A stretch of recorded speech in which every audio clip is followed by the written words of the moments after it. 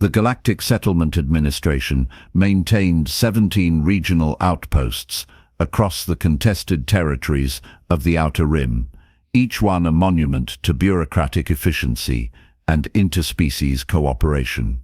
The facility on HFY-9 exemplified this institutional philosophy with particular devotion. Every habitat assignment calculated to 3 decimal points of optimal density, every resource allocation verified through 4 levels of algorithmic review, every scheduling conflict resolved by systems that had been processing data since before some of the junior administrators were born. The station coordinator, a keeler named Methrux, had overseen operations for 6 standard years without a single critical failure, a record that earned him comfortable indifference from superiors who only noticed stations when something went catastrophically wrong.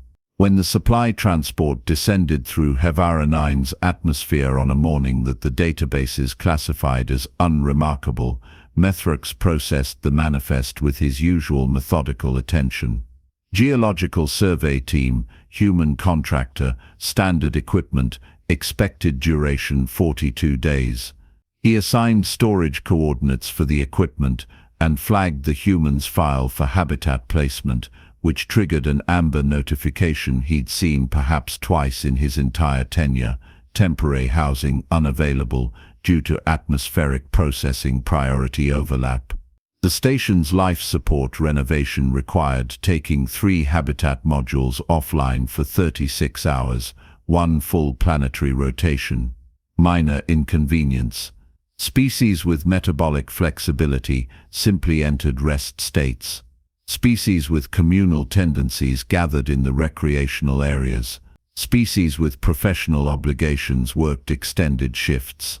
The keeler approach to such situations involved accepting reality and adjusting expectations, a cultural trait that Methrux considered far more evolved than the emotional resistance other species displayed when confronted with administrative necessity. The human contractor, listed in the manifest as Dane Kovich, credentials appended, previous postings catalogued, arrived at the processing desk with the rolling gait that came from spending weeks in transport gravity. Methrux delivered the housing situation without preamble, already mentally moving to the next item on his task list. Kovich, a man somewhere in the indeterminate range between 30 and 50 that humans occupied before age finally caught up with them, listened without visible reaction. His face carried the kind of weathering that came from working on planets rather than stations, lines around his eyes that suggested squinting at distant horizons, or perhaps just the accumulated weight of exposure to unfiltered starlight. Weather patterns? Kovich asked, his tone neutral enough that it took Methrux a moment to register the question as relevant to the housing situation. Methrux accessed the meteorological overlay, a gesture that made data scroll across his visual field in comfortable green text. Precipitation probability less than 8% for the next 40 hours. The rainy season begins in 7.3 days according to seasonal models. Clear conditions predicted. Predicted, Kovich repeated, not quite making it a question. The atmospheric AI has maintained 94% accuracy over the past 11 months, Methrux said, which was both true and adequate. You're welcome to wait in the common area. Quite comfortable. Temperature regulated. Kovich nodded once, the human gesture that could mean agreement or acknowledgement, or simply the end of a conversational exchange, and walked toward the exterior access corridor. Methrux watched him go with the mild curiosity of someone observing behavior that fell outside standard patterns but didn't trigger any particular concern. Humans were known for restlessness, for their inability to simply be still when stillness was the rational response. If the contractor wanted to wander the staging area instead of resting in climate-controlled comfort, that was his prerogative. The universe contained multitudes of inefficient choices, and Mithrax had long since learned that attempting to optimize other species' behavior was an exercise in futility. The staging area beyond Havara 9's main facility stretched across 2 square kilometers of mineral-rich terrain, a transitional space where incoming supplies awaited processing and outgoing shipments gathered for transport. Kovic emerged from the airlock into air that hit his lungs with the particular thickness that preceded rain, regardless of what atmospheric processes and predictive algorithms insisted. The sky carried that specific quality of light, diffused, yellowing at the edges, the kind of illumination that photographers loved and meteorologists should have noticed. He'd seen it on 6 different worlds, each with their own atmospheric composition and weather patterns, but the visual signature remained consistent: moisture loading into air masses, pressure systems shifting, the universe preparing to dump water on anything insufficiently prepared. Around the staging area, other species went about their scheduled activities with the confidence of people who trusted institutional knowledge over personal observation. A trio of Sesic engineers calibrated surveying equipment near the northern perimeter, their 4-armed bodies moving with the kind of precision that came from redundant limbs and centuries of cultural emphasis on measurement.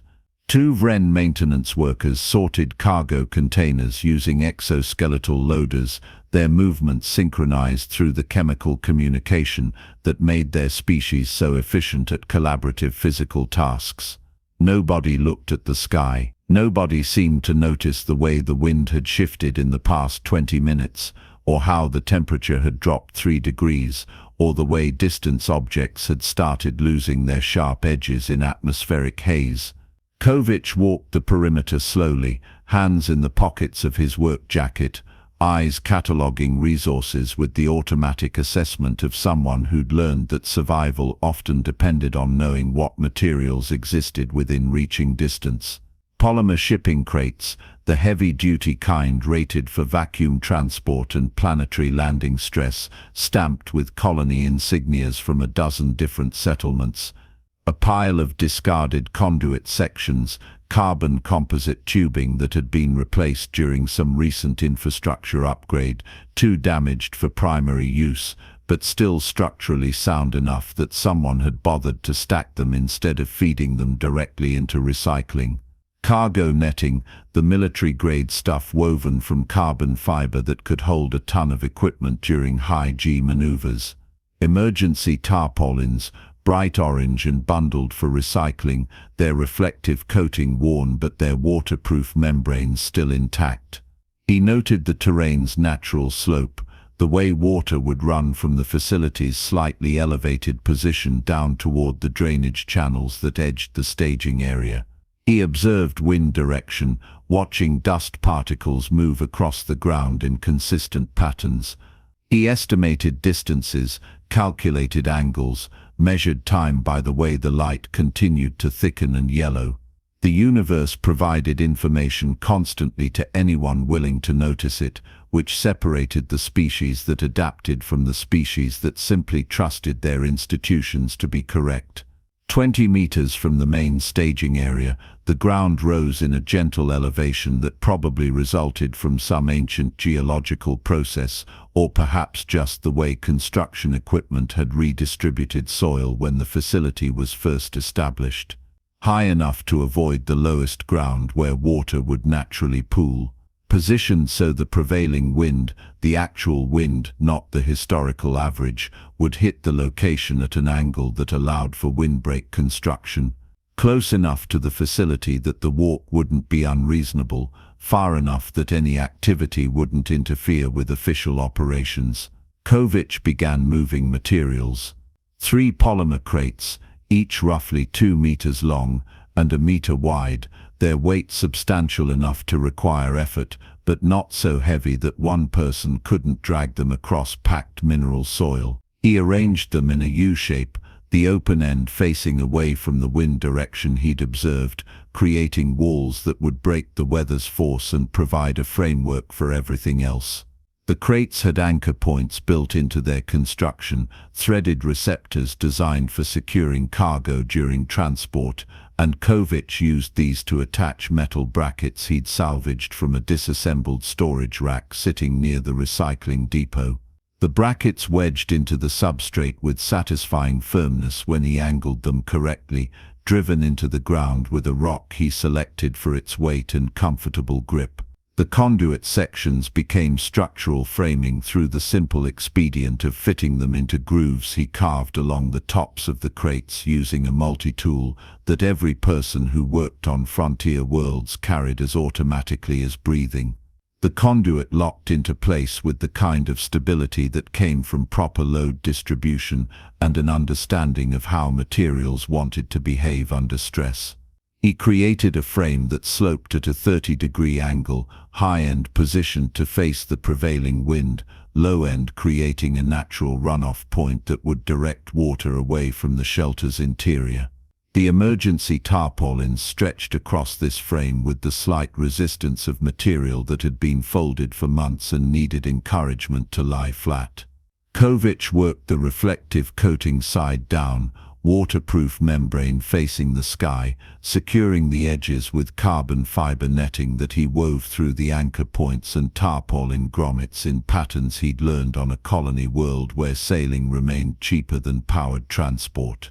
Square knots where strength mattered, sheet bends where adjustment might be necessary, the accumulated knowledge of a species that had spent millennia tying things together before they invented welding and adhesives. A Vren maintenance worker paused in her cargo, sorting to watch this activity, her compound eyes tracking the human's movements with the kind of attention that suggested confusion rather than concern. Humans did incomprehensible things sometimes, rearranged furniture for no functional reason, created decorative objects that served no survival purpose, moved through spaces in inefficient patterns because they found the activity pleasant. If this particular human wanted to stack boxes and stretch fabric across them, it fell well within the range of behaviors that the Vren had learned to classify as human peculiarity, non-threatening. She returned to her work, chemical signals exchanging information with her partner about shipment schedules and equipment maintenance. The human's project already fading from her attention.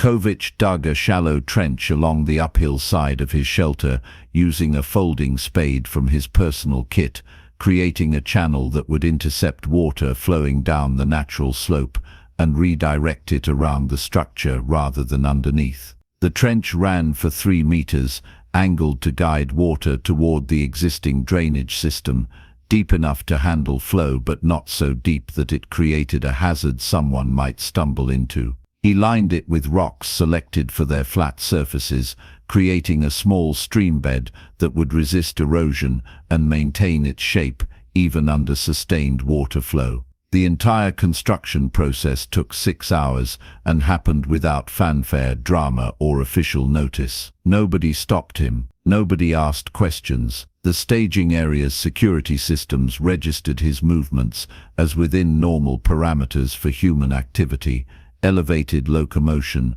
routine material manipulation, no weapons signatures, no restricted area access. To the extent that anyone paid attention at all, Kovic appeared to be simply passing time, fidgeting with available resources because his species lacked the cultural conditioning to wait patiently for institutional solutions. Inside the climate-controlled comfort of the administrative center, Methrux reviewed standard reports, while the atmospheric processing team recalibrated humidity extractors in preparation for the rainy season's scheduled arrival in 7.3 days. The work proceeded according to plan, systems cycling offline and back online in carefully orchestrated sequence, each step verified and logged. A junior administrator named Seth, recently assigned to Havara 9 and still learning to distinguish routine operations from situations requiring escalation,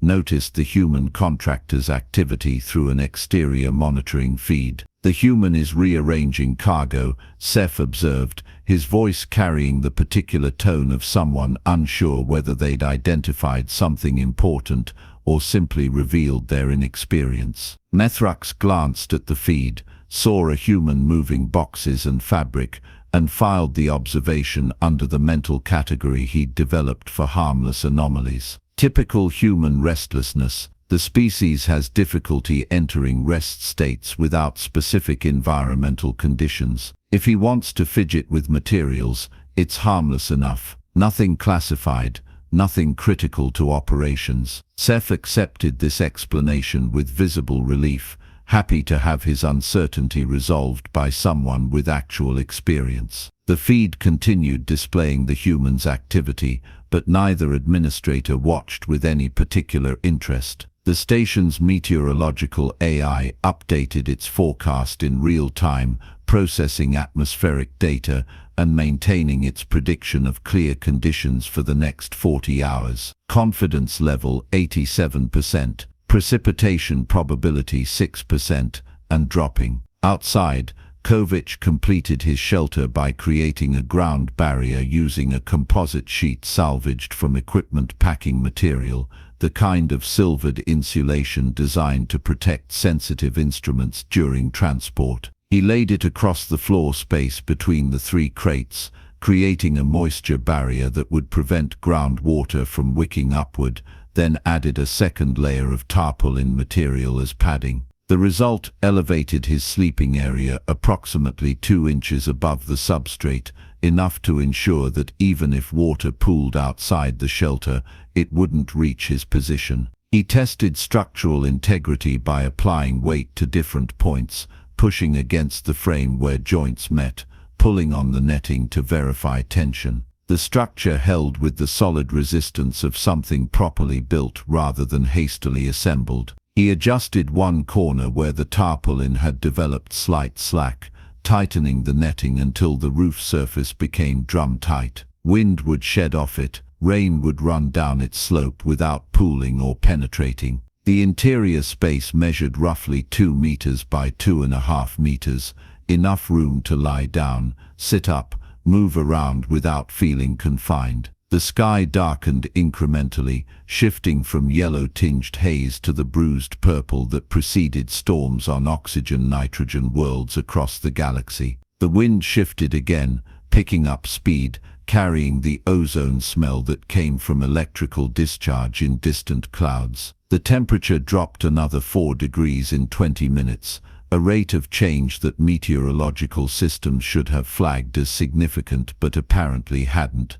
Kovic settled into his shelter, arranged his pack as a backrest against one of the polymer crates, and pulled out a ration bar and his data pad. Through the open end of his U-shaped construction, he could see the staging area and the facility beyond, lights beginning to activate as environmental sensors registered decreasing ambient illumination. Other personnel moved through their routines, completely unbothered by atmospheric conditions that anyone with field experience would have recognized as concerning. The narrator, that omniscient consciousness observing these events with the detached amusement of someone who'd seen similar scenarios play out across 1,000 worlds, noted the fundamental gap between institutional knowledge and practical observation. Organizations optimized for predicted patterns, built systems that worked beautifully when reality conformed to historical models. Individuals survived by noticing actual conditions,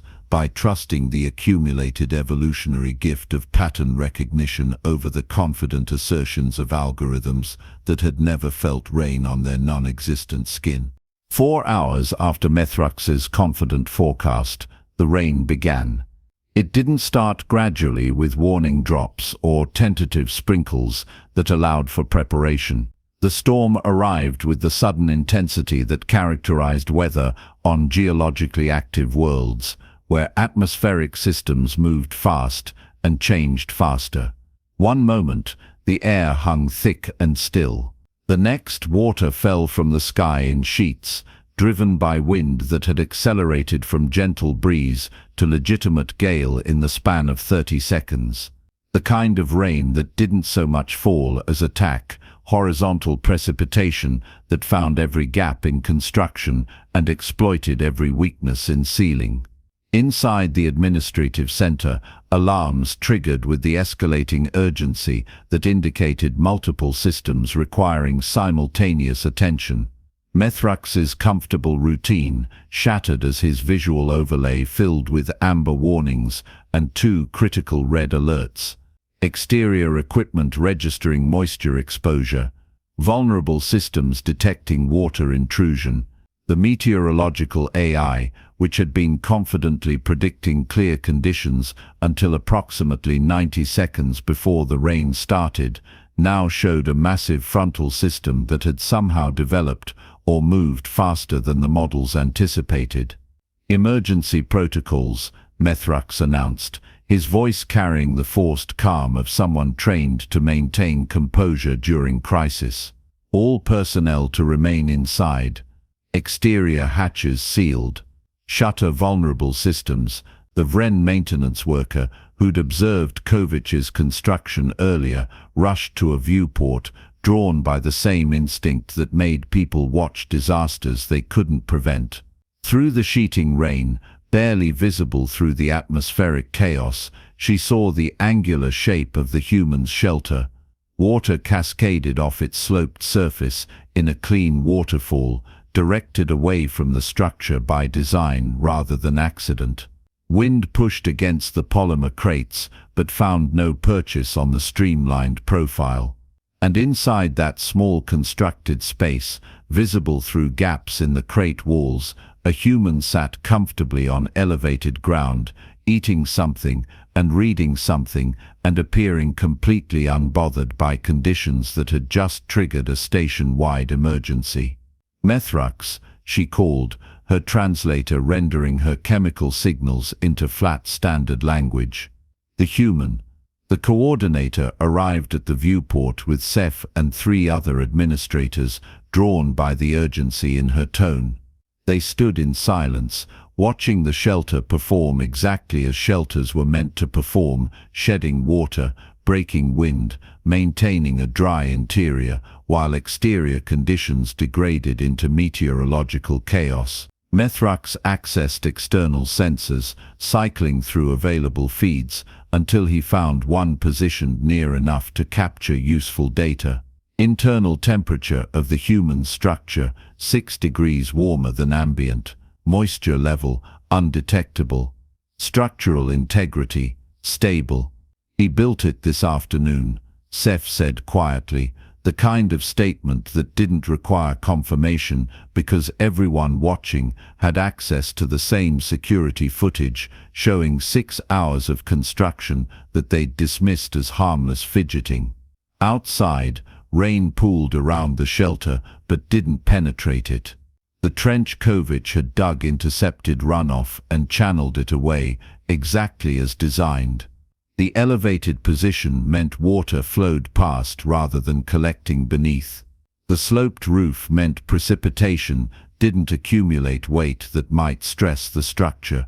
Every element of the construction served a specific purpose, solved a particular problem, demonstrated the kind of practical engineering that came from experience rather than training. The aliens watched with the complicated mixture of emotions that came from realizing they'd witnessed something important and completely failed to recognize its significance. Methrux felt the particular discomfort of someone whose institutional certainty had just been revealed as insufficient. The meteorological AI had failed to predict this storm. The standard protocols had failed to prepare for early precipitation.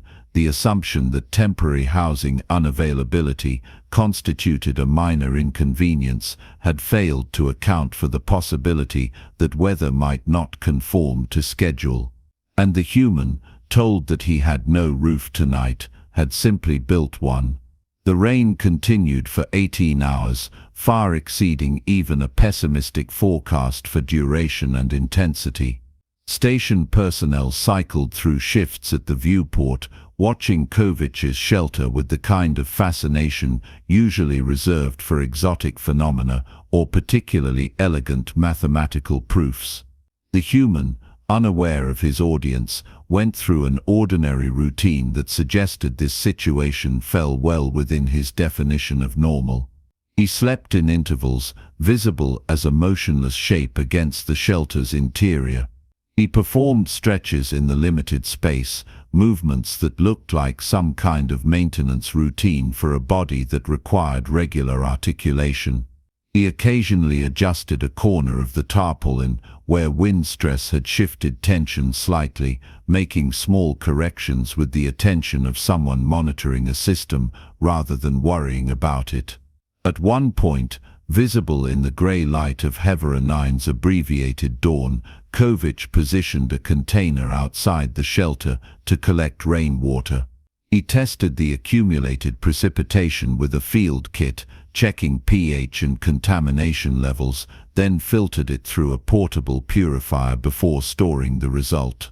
The station had ample water reserves, processing capacity sufficient for 3 times the current population, distribution systems that delivered clean water on demand.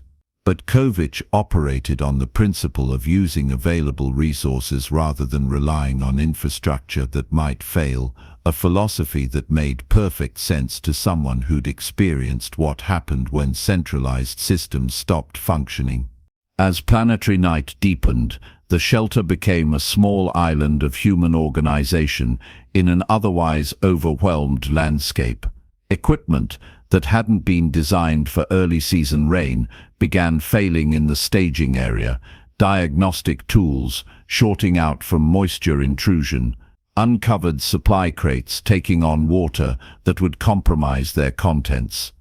A surveying drone's rotors corroding from unexpected exposure to precipitation that contained trace acidic compounds. The station's emergency protocols prevented anyone from going outside to secure these items, prioritizing personnel safety over equipment preservation according to regulations written by committees who'd never actually experienced storms. Kovic's shelter remained intact, its builder eventually settling into sleep, breathing the slightly warmer air created by simple insulation and basic physics. No active heating, no powered environmental control, just materials arranged correctly to trap body heat and exclude moisture. The kind of shelter humans had been building for 50,000 years before they invented electricity, adapted now with modern materials but operating on the same fundamental principles. Dawn broke over HFY-9 with the peculiar crystalline clarity that followed sustained rain,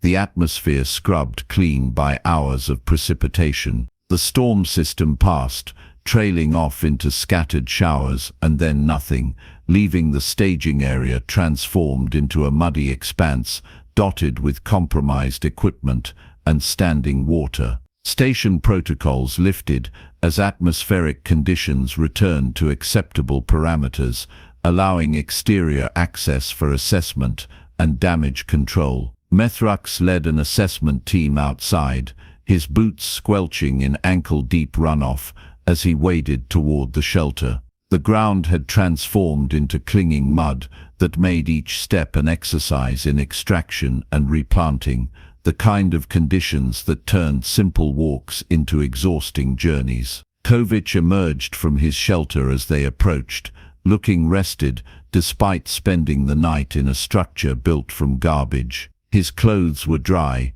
his expression carried the mild satisfaction of someone whose predictions had been confirmed by events. Methrux began formulating an official inquiry about unauthorized construction, the kind of administrative response that protocol required when personnel modified station environments without approval. But Seth interrupted, pointing to the drainage trench that had successfully redirected water away from the shelter, then gesturing toward the staging area where thousands of credits worth of equipment now required replacement or repair. The math became unavoidable and uncomfortable. The humans' 6 hours of unsanctioned labor had preserved more value than the station's official protocols. "I'm told housing is now available," Kovic said, his tone neutral enough that it could have been a simple statement or a gentle reminder that he'd been promised accommodation after 36 hours. Yes, Methrux confirmed,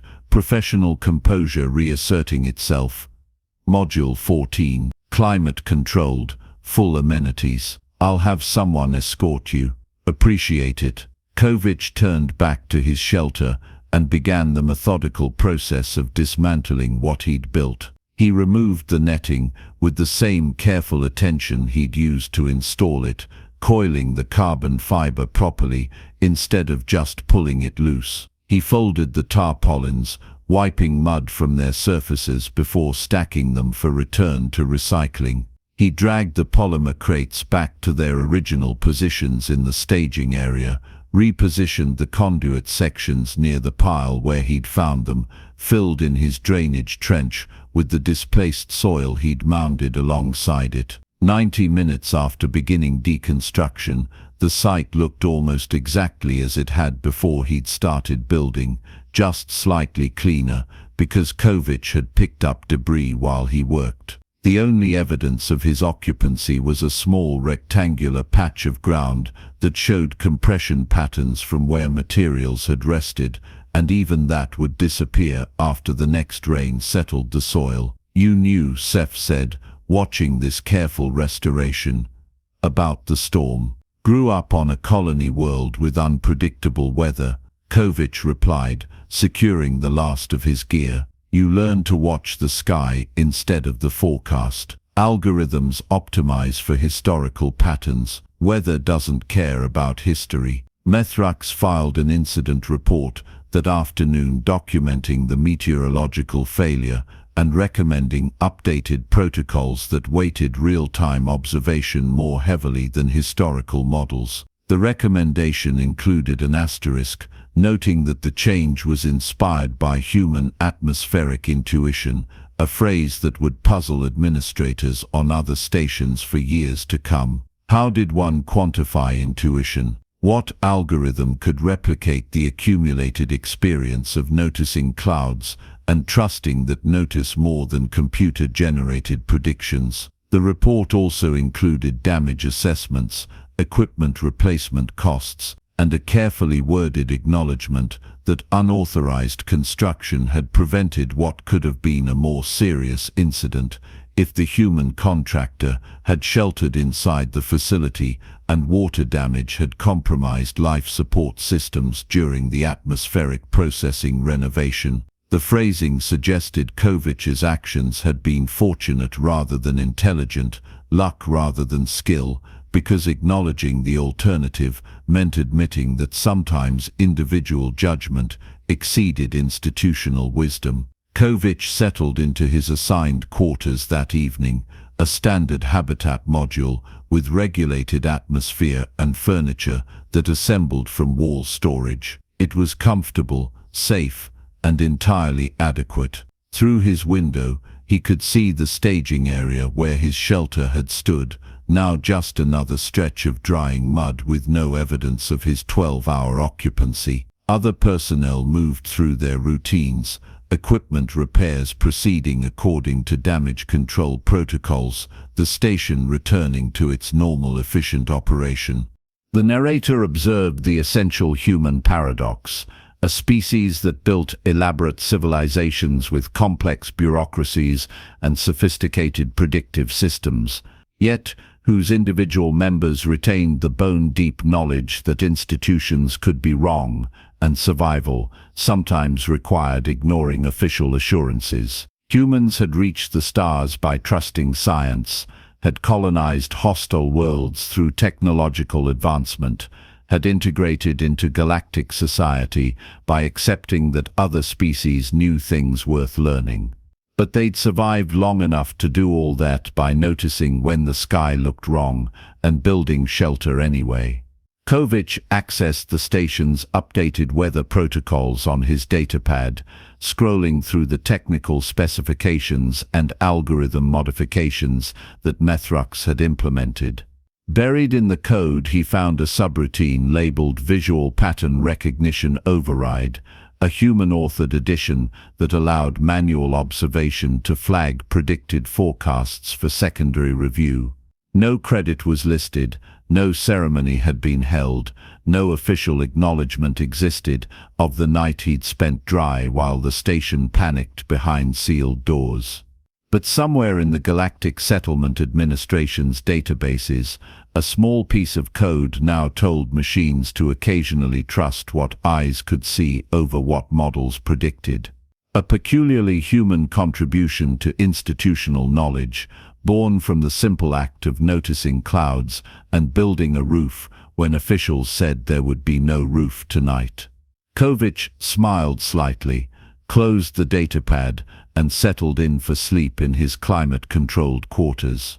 Tomorrow he'd begin the geological survey work he'd actually been hired to perform.